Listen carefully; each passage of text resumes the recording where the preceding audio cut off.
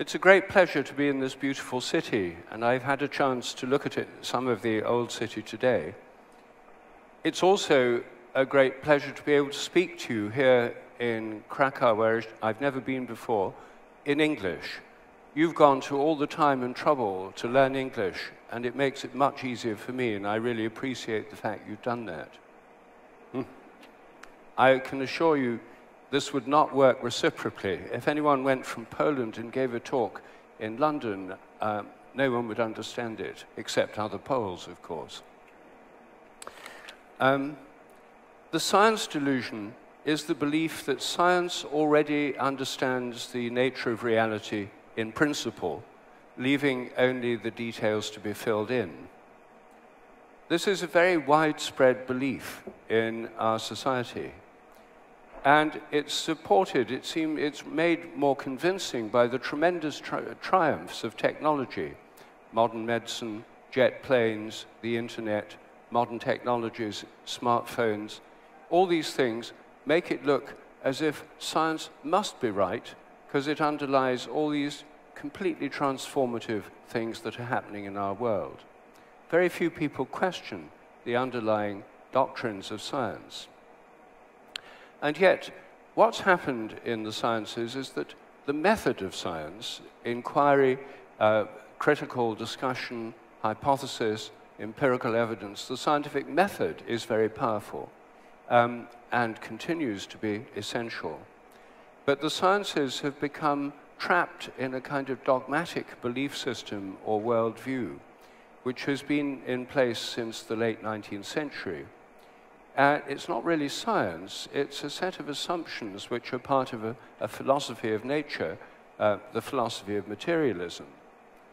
The materialist philosophy says that matter is the only reality, and that everything's made of matter, and that matter is fundamentally unconscious. We live in an unconscious, machine-like universe. So that's the basic assumption of materialism.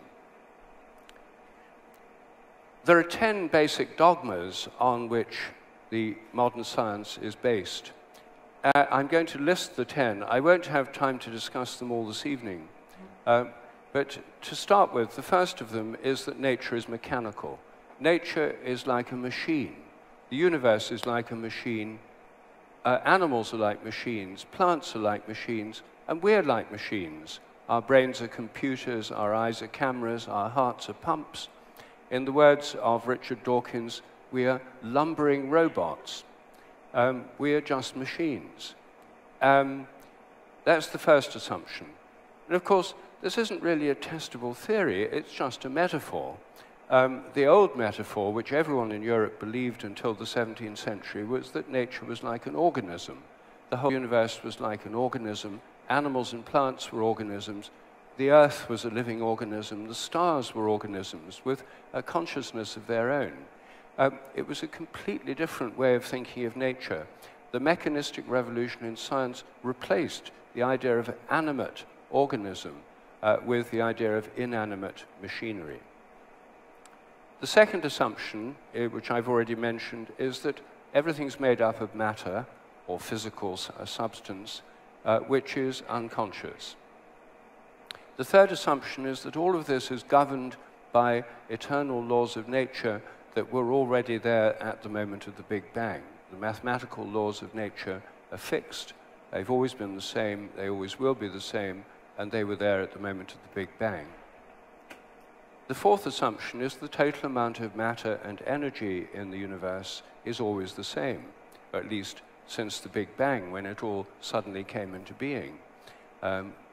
As my friend Terence McKenna used to say, modern science is based on the principle, give us one free miracle and we'll explain the rest. And the one free miracle is the appearance of all the matter and energy in the universe and all the laws that govern it from nothing in a single instant at the moment of the Big Bang. The fifth assumption is that nature is purposeless. The universe is a machine, it has no purpose, evolution has no purpose. We're here as a result of blind forces of natural selection and chance mutations. The sixth assumption is that memories are stored inside the brain. Everything you remember is stored somewhere inside your head. No one quite knows how.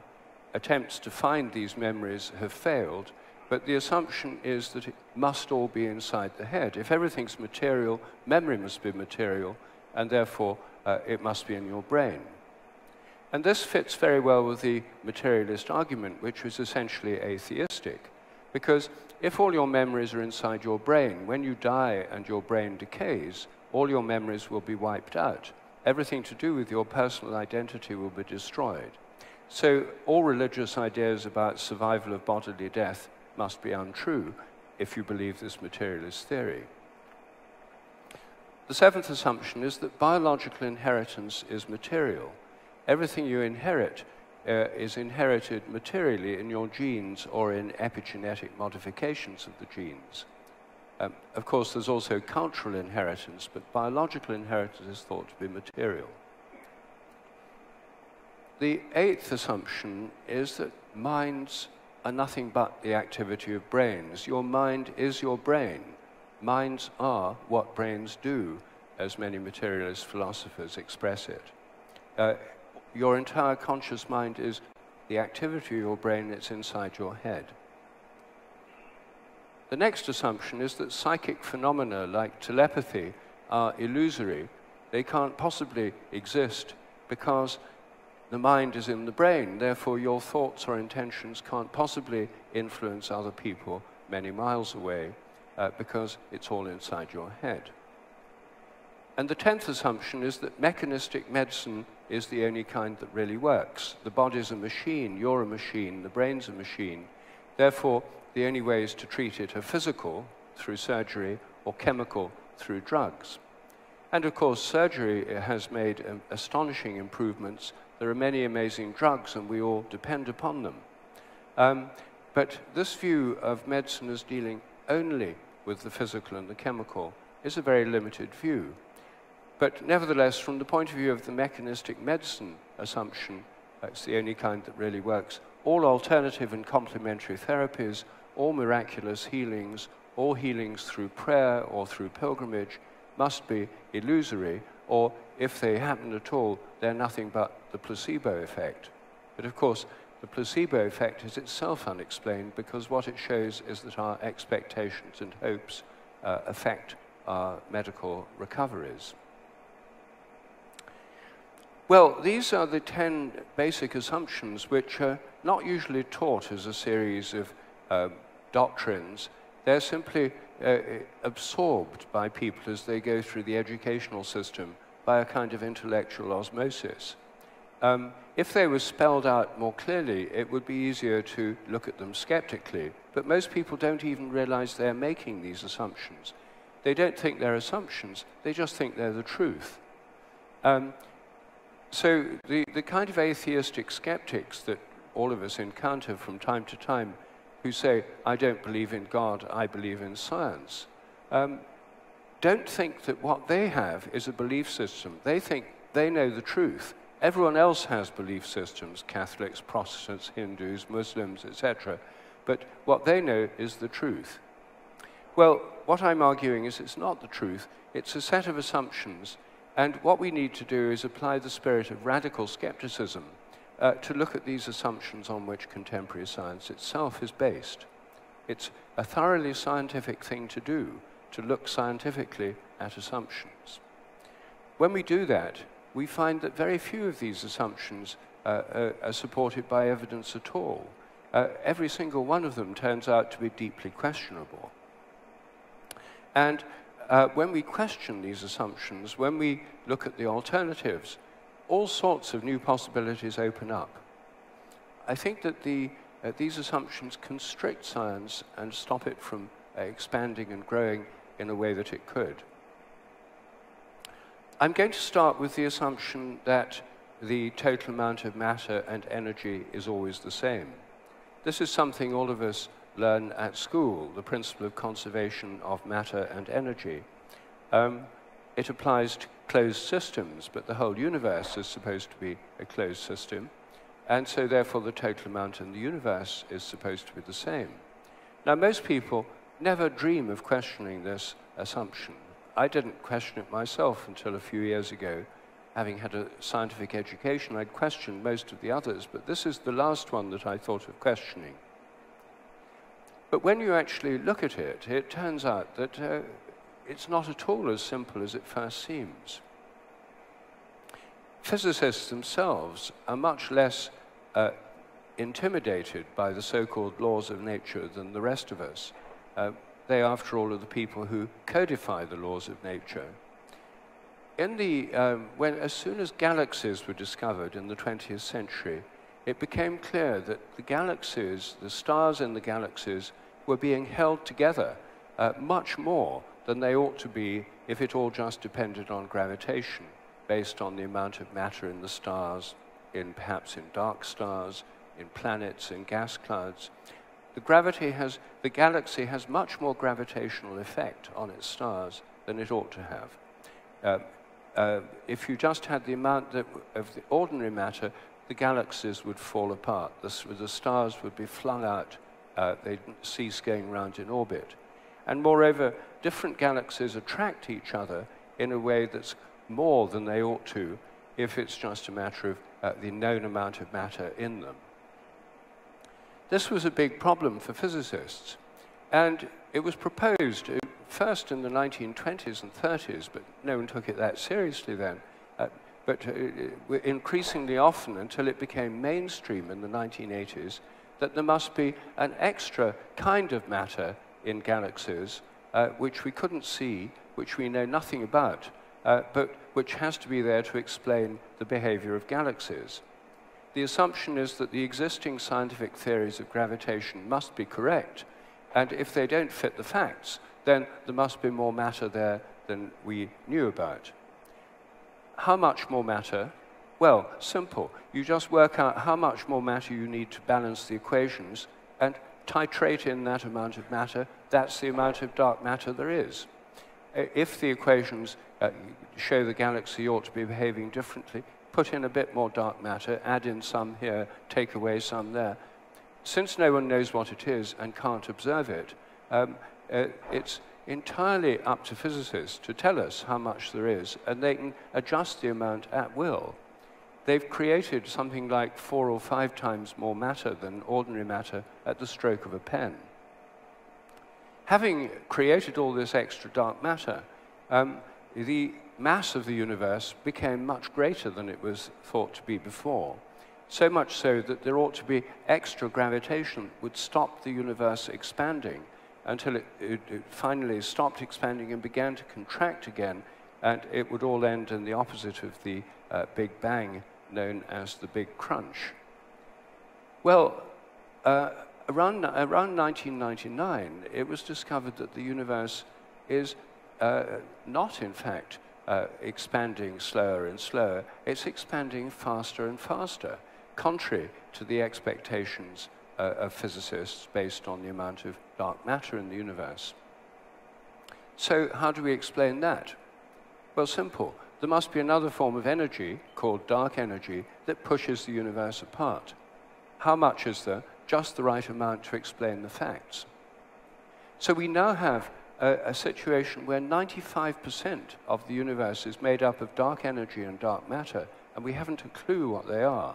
We don't know what they do, apart from the things they're supposed to do to make the equations work.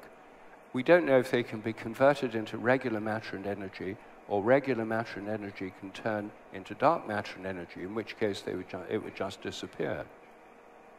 So this is an extraordinary situation. Physics has shown us that we literally know nothing, or next to nothing, about 95% of physical reality. So how can we be sure that the total amount of dark matter and dark energy is always the same? Well, actually, we can't. The equations of dark energy say that the amount per unit volume is constant. So as the universe expands, the amount of dark energy increases. The universe is now a perpetual motion machine. Well, these are extraordinary aspects of physics. They completely change the old view that we were brought up with, that we thought we knew about matter and energy and what they were. We don't know. And it may be they don't even exist. It may be that if we had a different theory of gravitation or a different theory of galactic organization, it wouldn't be necessary to suppose that these unobserved materials and energies actually exist. Well, that's one area where there's a huge amount still unknown. And this is relatively uncontroversial. This is pretty standard physics nowadays. What I want to turn to now is the assumption that matter is unconscious. This is one of the most fundamental assumptions of the materialist worldview. To understand how we got to our present situation, it's helpful to look at the history. In the 17th century, when the scientific revolution took place, the view of matter that we now have was first formulated by René Descartes, the French philosopher, who was one of the first people to put forward the idea the universe is a giant unconscious machine. Animals are machines, plants are machines, and we're machines. Descartes made a famous dualistic separation between the world of matter. Matter is unconscious and it's in space and time. The whole universe is made of matter. But there was another reality, spirit, which was not in space and time, not physical, and basically immortal and timeless. And this was not part of the realm of science. The realm of spirit, in Descartes' view, included three basic components: God, angels, and human minds. Those were outside space and time, and there was this radical dualism between unconscious nature and conscious minds. So this led to an extreme split. It meant that humans were totally different from all other animals, so it's okay to vivisect them or factory farm them because they're just machines, whereas we have this rational spirit. It led to a radical split between mind and body, because the mind is immaterial, the body is material, and nobody could explain how this immaterial spirit could influence the body. And it led to a radical split between the realms of science and religion. Religion got God, angels, and human minds together with human morality. Science got the entire physical universe, including human bodies and brains. And God was, as it were, withdrawn from the universe. The universe now became automatic machinery that worked by itself with no need for God. God's realm was confined just to human minds, angels, and the spiritual realm. This was totally different from the view in the Middle Ages, where God was within nature as well as beyond it, where all nature was alive. The whole universe had a kind of soul. The earth was a living organism. The philosophy of nature that gave us the great Gothic cathedrals of Europe was radically different from this mechanistic philosophy that we've grown so used to. In the 19th century, a lot of people thought we don't want two things, matter and spirit. Two's too many. We just want one thing. Some philosophers said spirit's the only reality. That's the idealist school of philosophy. But many philosophers said, no, matter's the only reality. There's no such thing as spirit. God and angels simply don't exist. And human consciousness is just something to do with the brain. So at one stroke, they shifted the philosophy from dualism to materialism, mechanistic materialism, the current orthodoxy of science. It has been since the late 19th century. And got rid of God and angels, the whole spiritual realm. All spirits disappeared. But human consciousness remained. And the continued existence of human consciousness is what is causing this mechanistic materialist worldview to break up. It's happening before our very eyes. Because for decades, scientists just ignored consciousness. They didn't think or talk about it. They assumed it was nothing but brain activity. So all you need to do is just look at brains and study nervous systems in more detail, and finally you'll understand consciousness. But in the last 20 or 30 years, there's been a growth of an area of science called consciousness studies, where scientists have started looking at the nature of consciousness itself, not just ordinary psychology, but mystical experiences, out-of-the-body experiences, psychedelic experiences, near-death experiences, and a whole range of religious and spiritual experiences. Meanwhile, there's been an enormous growth of spiritual practices like meditation, in which many people are doing practices which deal with the very basis of consciousness itself. So the situation has changed, and there's now a debate about consciousness. Is it just the brain? And if it is just the brain, why should unconscious matter in the brain give rise to conscious minds? That's why in the philosophy of mind, the very existence of human consciousness is called the hard problem. It's the hard problem because you cannot solve this problem within materialist terms. Some materialist philosophers of mind argue that consciousness doesn't really exist. It ought not to exist in a materialist world, and in fact, it doesn't exist. Or if it does, it doesn't do anything. It's just a kind of epiphenomenon of what goes on in our brains, like a kind of shadow that doesn't do anything. Or, as some of them suggest, that consciousness is an illusion produced by brains. The trouble with that, of course, is it doesn't solve the problem, because illusion is a mode of consciousness. You can't have an illusion unless you're conscious. So it presupposes consciousness. So this debate has gone round and round in circles around the hard problem. And one of the things that has happened is that some materialist philosophers have said, okay, we've got to get a way out of this, and the best way out of it is to abandon old-style materialism and adopt a philosophy called panpsychism. Pan means everywhere, psyche means mind or soul or spirit or mind or soul. And so the idea is that there's some kind of mind, even in electrons or atoms, that everything in nature has not just bodies, but some kind of mind. And therefore, the emergence of consciousness in humans is not a difference of kind, something totally different emerging from inanimate machinery, but a difference of degree, a more complex form of consciousness emerging from less complex forms of consciousness. This philosophy of panpsychism is not new. It's basically a modern version of what used to be called animism, the belief that there are psyches or souls throughout nature. Philosophy in Christian Europe in the Middle Ages was essentially animist. The philosophy of Aristotle, modified by St. Thomas Aquinas, taught that all animals have souls, all plants have souls. The soul is the form of the body. And in fact, the word animal in English and in Latin comes from the Latin word anima, which means soul. So this panpsychism is a rediscovery or a repostulation of a kind of mind throughout nature.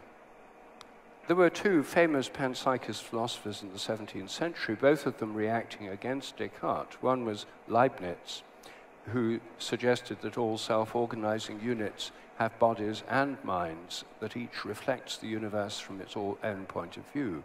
He called them monads. The other was Spinoza, who thought that the whole of nature was essentially the body of God, and God was the mind of nature. It was a kind of pantheist philosophy. The most interesting animist or panpsychist philosopher in the 20th century was Alfred North Whitehead, who was writing in the 1920s, a British philosopher, who talked in terms of the philosophy of organism. The universe is not a machine, it's an organism. Whitehead was a mathematician as well as a philosopher, and was one of the first people to appreciate how radical quantum theory was. In the 1920s, he got it. Most people took decades to get that what a radical break this was from traditional physics. Quantum theory says that electrons and atoms and protons are not just little bits of stuff. They're not solid bits of matter like small billiard balls. They're waves. They're waves, they're processes in time. And a wave cannot exist at an instant because it takes time to wave. it can't exist at a point in space because it takes space to wave in. You cannot have an instantaneous wave. That's at root the reason for the uncertainty principle in quantum mechanics. Whitehead realized that if electrons and protons and atoms were waves, they were processes in time. They were processes, not things. And if they were processes, they had a past and a future. That was going from the past towards the future. He then came up with an extremely interesting idea which still hasn't been fully worked out. It's just begun to be discussed again. And that is that this nature of matter as time, in time, gives us a new way of thinking about the relation of mind and body. Old views of mind and body relationship are that the mind's somehow inside and the body and the outer world are out there. We talk about the inner life and the outer world. These are spatial metaphors. But he thought the relation of mind and body was a relationship in time, not space. The mind, he thought, was the future pole, like in a polarity between the past and the future. The mind was the future pole, and the body is the past pole. The mind is concerned with possibilities, and these possibilities are not actual because they don't become actual until there's a decision, and one of them becomes actual. As soon as it becomes actual, it's measurable, it's a fact, but it's in the past. For example, in the case of an electron, if you want to know what an electron will do, you work out the Schrödinger equation of quantum mechanics, which tells you all the possible things that electron could do. It's a description of possibilities. That's like the mind of the electron. It's got all these possible things. When the electron interacts with a physical measuring instrument or with a photographic film or an atom or molecule, when it interacts with anything, these possibilities collapse down and become an actual action. This is sometimes called the collapse of the wave function. These possibilities collapse down and become an observable fact. But that's instantly in the past. And now a new set of possibilities open up. Now, our minds are like that too. Our minds are concerned, our conscious minds are arenas of possibility. Thoughts, images, plans, intentions are possibilities in our minds. Dreams are a kind of possibility too. A lot of our conscious activity is considering alternative possibilities and choosing among them. For example, all of us chose to be here tonight. The fact we're here now, we made that decision and put it into practice, means it's an observable, objective fact that we're in this room. We can be seen, measured, photographed, etc. There was a time when we were making up our minds. We could have done other things. We could have been elsewhere this evening. There were other possibilities for this evening. But when we made the decision among all those possibilities to do this one, then this is what happens. It's an observable fact, but it's now in the past. And our minds are opening again to new possibilities, which after all is what this talk is about. So the role of consciousness is about choice and possibility. Our habits are largely unconscious because we don't need to make choices. So this idea of mind-body relations gives us a completely different view of the way nature works. The mental causation is a stream of causation working from the future towards the past, whereas physical causation of the kind we're familiar with from physics works from the past towards the future. Again, in the Middle Ages, in the philosophy of St. Thomas Aquinas and in the philosophy of Aristotle, to explain everything, you had to have not just the physical cause and the matter of which something's made, you also had to have the goal or the intention towards which something was attracted. Everything in nature was attracted towards a goal, according to Aristotle. A growing animal or plant is attracted towards the goal of reaching its mature form. A hungry dog is attracted towards the goal of eating some meat, finding a bone. It's goal-directed behavior. And this purposive or teleological activity involves a kind of stream of causation from a virtual future towards the present. So this way of thinking about the mind fits with a quite sophisticated and well-developed philosophy, which has been rejected in favor of the mechanistic theory of just matter and energy, but which makes much more sense of mind and consciousness. I want to turn now to the doctrine that the mind is nothing but the activity of the brain, because what this doctrine tells us is that our minds are just inside our heads. It's all in the brain. Instead, I think that it makes more sense to think of minds as being like fields, which are spread out in space and time. We're used to the idea of a magnet being a physical object with an invisible field around it, a region of influence, the magnetic field. We're used to the idea of the Earth having a gravitational field inside it and stretching out invisibly far beyond the Earth, keeping the Moon in its orbit. We're familiar with mobile phones, which have electromagnetic fields inside the material phone, but they stretch out invisibly far beyond the telephone. So fields are an accepted part of modern physics, but they're not exactly matter. They're physical, but not material. Materialists expand their view to say, okay, we'll include fields as well. They used to think they were material, made of matter, the ether. Now they don't. But anyway, I'm not discussing that particular point. What I'm discussing is how the best to think of our minds. Are they just material things, like mechanical systems, just based on contact? Or are they field-like systems, which means they could stretch out far beyond our brains, just like many purely physical systems like magnets and mobile phones do? Well, I think they stretch out beyond our brains. I think our minds are extended far beyond our brains. The easiest way to understand this is to think about the nature of vision. What happens when you see me standing here now? You all know the standard answer. Light's reflected from me, it goes through the electromagnetic field, enters your eyes, goes through the lens, inverted images on your retinas, changes in the cone cells, impulses up the optic nerve, and activity in various regions of the brain. And we now know which regions become active in more detail than ever before, thanks to brain scanners. But does that explain vision? Well, no, it doesn't. It just describes what happens in the brain when you're seeing something. It doesn't explain why you're conscious of what you see. There's nothing in neurophysiology that tells you this is conscious. It doesn't tell you that why you're conscious of what you see, and that, in fact, is an aspect of the hard problem. Consciousness itself is unexplained. But the second question is the one I want to focus on. Where is this happening? When you see me now, where is your image of me? The official view is that it's inside your brain. All your thoughts, all your experience is inside your head.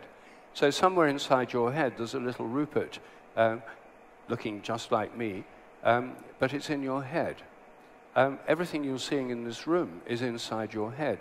If you look at the stars at night, the stars you're seeing in the sky, the experience of those stars is inside your head. Your skull is beyond the stars.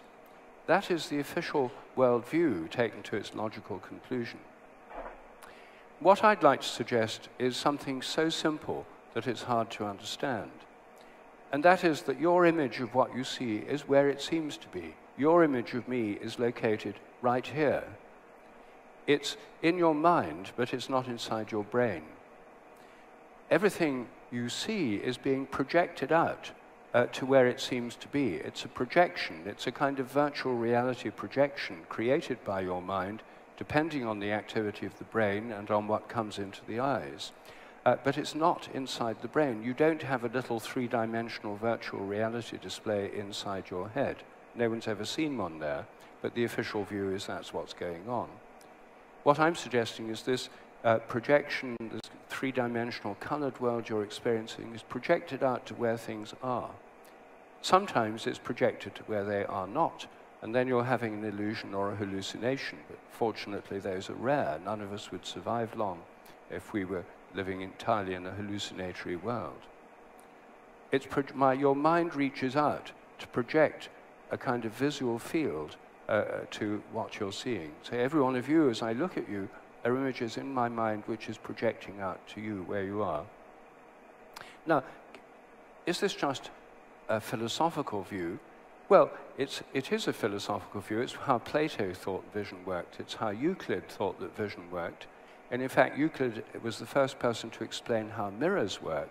He showed that if we project things out, just like I'm saying, the great Greek geometer said, if we project things out, when we look in a mirror, because these are mental projections, they go straight through the glass. They're not physical. They don't bounce off the mirror. They go straight through. That's why you see everything behind the mirror, what science calls virtual images.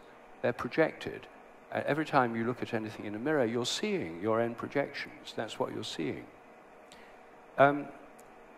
It's still the official theory of mirrors, although it doesn't fit very well with the mind as in the brain theory. But can this be tested more radically? If I look at you from behind and you don't know that I'm there, is it possible that when my mind touches you through reaching out to see you, you could feel my attention? Is it possible that people, when they're stared at from behind, could feel that somebody was looking at them? That ought not to happen according to regular science, and according to official psychology textbooks, it doesn't happen, it's impossible. But if you actually ask yourself and your friends, have you ever felt when you're being looked at from behind? You'll find that yes, this is a common experience. Surveys show that more than 95% of the population have had this experience, including children. And also, the great majority of people have had the converse experience, staring at somebody from behind and seeing that person turn around and look at them. There's a slight sex difference in these results. More women than men have experienced being stared at, and more men than women have experienced staring at others and making them turn around. Nevertheless, members of both sexes are very familiar with this phenomenon, including children. What does science have to tell us about this? Well, until recently, nothing. The subject was such a strong taboo that it was not investigated.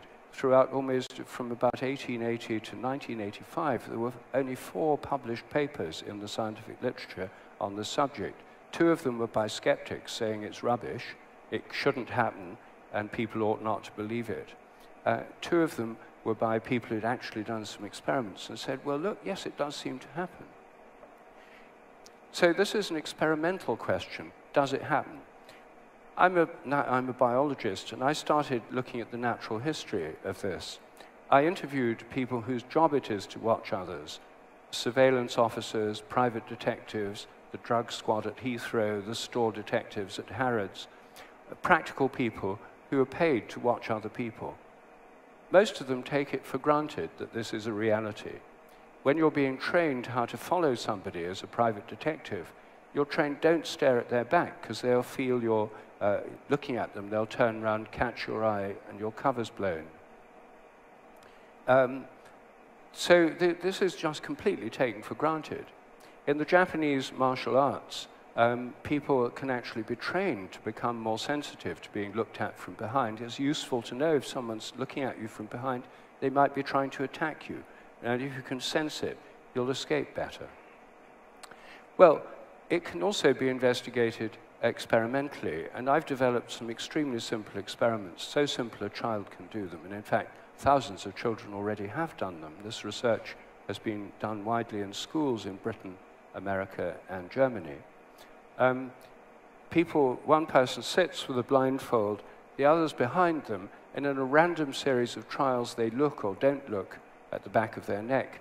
And in each trial, the people have to guess if they're being looked at or not. They're right or wrong. By pure chance, they'd be right 55% of the time. The results are not that much above chance. In the looking trials, they're right about 60% of the time. It's a very artificial test. But it shows positive, significant results over hundreds of thousands of trials. An experiment of this kind has been running in the Amsterdam Science Museum for the last 20 years. one of the biggest experiments ever conducted, and it shows overwhelming statistical evidence that this really happens. Now, for most people, it's not surprising it really happens because they've experienced it in real life. You might think, well, the experiments need to be done more rigorously. Well, they have been through mirrors, through one-way mirrors, through windows, even through closed-circuit television. People's physiology changes measurably when they're stared at on closed-circuit television. So there's an influence even of someone seeing your image. You don't even have to see someone directly for this to work. It turns out this is very common among animals as well. They can tell when they're being stared at. Some people can tell when animals are staring at them, and so on. I think it probably evolved in the context of predator-prey relationships. A prey animal that could tell when a predator was staring at it would have a better chance of surviving than one that couldn't tell. I think, therefore, that our minds reach out every time we look at something through attention. And the English word attention, from the Latin word ad tendere, which means ad means towards, tendere means to stretch. I think attention is our minds stretching towards something. It's closely related to intention, where our minds stretch into something. This too can have great effects. If I think about you and I want to get in touch with you, and I really need to talk to you, my intention is to telephone you, and I have the intention to call you. I go to my telephone, I dial your number, I try and call you, and quite often, you might have the experience, you suddenly start thinking about me for no apparent reason, and then say, that's funny, I was just thinking about you when you rang. This is an extremely common experience. More than 80% of people who've had experiences of apparent telephone telepathy, thinking of someone who then rings, or knowing who it is when the phone rings before looking at the caller ID. The standard explanation for this, the so-called skeptical explanation, is, oh, well, it's just coincidence. You think about people all the time. If one of them rings, you imagine it's telepathy, and you just forget all the times you're wrong. A reasonable hypothesis, but evidence-free. Science is about testing hypotheses, and I've actually tested that one in many experiments. In the basic experiment, you would, if you're the subject, you'd sit at home with a landline phone. You know it's an experiment. You've set aside time specially. You give us the names of 4 of your close friends or family members who you might be telepathic with. We pick one of the 4 at random, ring them up and say, please ring your friend after thinking about them for a minute or two, ring them very soon. They ring, your phone rings. Before you pick it up, you're being filmed. You have to guess who it is. I think it's John. Hello, John. You're right or you're wrong. There's a 1 in 4 chance of getting it right by chance, 25%. In these tests, the hit rate is about 45%. It's massively significant statistically. It's artificial test. People aren't right every time, but much, much more significantly than chance. This research has now been replicated at the University of Freiburg in Germany and in the University of Amsterdam, Holland. And it's also the same kind of thing happens with text messages and emails. You think about you get a message from them. It shows we're interconnected. The commonest forms of telepathy in the modern world are ones that have developed along with technology. I help to emphasize, and they're happening more than they've ever happened before because people spend so much time using telephones nowadays. Now, these are psychic phenomena to do with the psyche or the soul. Psychic phenomena are common in animals. Many animals are telepathic with each other, and they're telepathic with their owners. I wrote a whole book called Dogs That Know When Their Owners Are Coming Home, about dogs, cats, and other animals which are telepathic with their owners. Many people have found this, and I've shown that it's not just chance. When people come at random times in unfamiliar vehicles, animals can still know. We have all this on film. You can see films of these experiments on my website. So I think psychic phenomena show the mind is extended in space, to some extent in time as well, because we have precognitive dreams sometimes. But these are like the horizontal connections. They're connections to other people and to animals. These are not spiritual phenomena, they're psychic phenomena. There's a distinction between these realms. I myself think our minds are also open to spiritual phenomena, to the influence of the spiritual realm, which comes through spiritual practices, through prayer, through spontaneous mystical experiences, and is what religions and spiritual practices are all about. So I think our minds are more extensive than our brains in a spiritual dimension, as well as in a psychic and material dimension. The idea they're nothing but the brain, they're all inside the head, is a dogma. And it's a dogma that's imprisoned our civilization for a long time. There's no reason that we need to go on believing it. The scientific evidence for it is very small. The evidence for a more extended view of the mind is much greater. And it's quite liberating to think of your mind as being much more extensive than your brain. It makes much more sense of your own experiences. Well, my time's up, so I can't go on with any of the other dogmas, but I hope I've said enough to show that all these big assumptions that science are based on turn out to be entirely questionable, and when you question them, new possibilities open up, new scientific possibilities open up for inquiry. I think science will become much more exciting, much more interesting, much more fun, and probably a lot cheaper if we move in the direction that I'm suggesting here of questioning these fundamental dogmas and trying to go beyond them. I think we're on the threshold of an extremely exciting new phase of scientific discovery. Thank you.